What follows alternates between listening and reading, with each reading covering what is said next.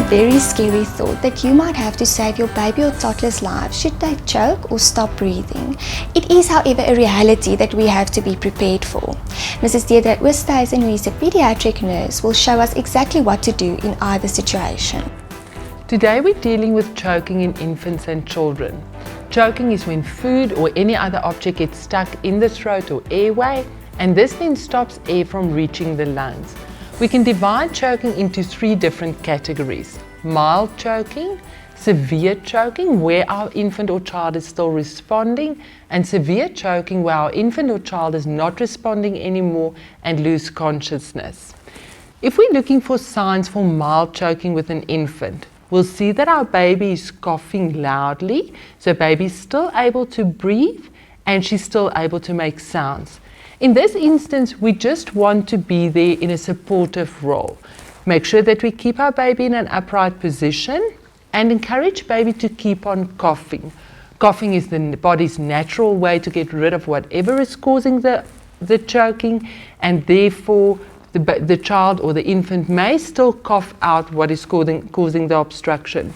Come baby, keep on coughing, keep on coughing. At this stage, we will look in the mouth and see if we can see the object that's causing the choking. If you can see it and it's easy to get hold of it, we'll help baby and remove it. However, if the object is too far back in the throat, we do not want to stick our fingers in there because we may cause the object to go further down the airway and to worsen the choking.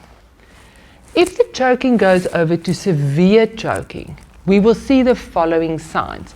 Our baby will be coughing without any sound. Baby won't be able to breathe anymore or make any sounds. In this instant, we need to act fast. We want to get the object out and we want to help our baby to breathe again. With the one hand, support the baby's chin and head. Be careful not to put your hand over the baby's face or around the neck. Take the baby around the chin and the head. We turn our baby over. Use your arm as support. Let gravity also help us. Let the head be a bit lower than the body. If we're dealing with a small toddler or a baby that is heavy or too big, rather than use your leg as support, you're still going to keep the one hand supporting the head and the chin. And we're going to start with 5 back blows. The back blows will be given between the 2 shoulder blades. You're going to use the palm of your hand and you're going to go 1, 2, 3, 4, 5. Support the baby's neck, turn her around, look in the mouth if you can see the object. If so, we will remove it. If we can't see the object and the baby's still not responding, we're going to go over to 5 chest thrusts. You're going to use 2 fingers, use the nipple line as a guidance, put your fingers between the nipples on the chest bone, and we're going to push down 1, 2, 3, 4, 5. Once again, let gravity help us and keep the head a bit lower. If this object is still not over, we go back to 5 back blows. 1, 2, 3, 4, 5. Turn our baby around again and go back to 5 chest thrusts. We're going to continue with this until one of 2 things happen. Either the object comes out and our baby can breathe again, or our baby loses consciousness and cannot respond anymore. In this case, we're going to go over to CPR. Moving to CPR, we place our baby on a flat, hard surface facing up. We evaluate our baby whether she's responding. Best way to do this with baby is tap them on the foot.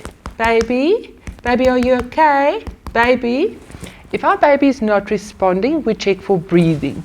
Check for rising of the chest and feel whether any breath is coming out.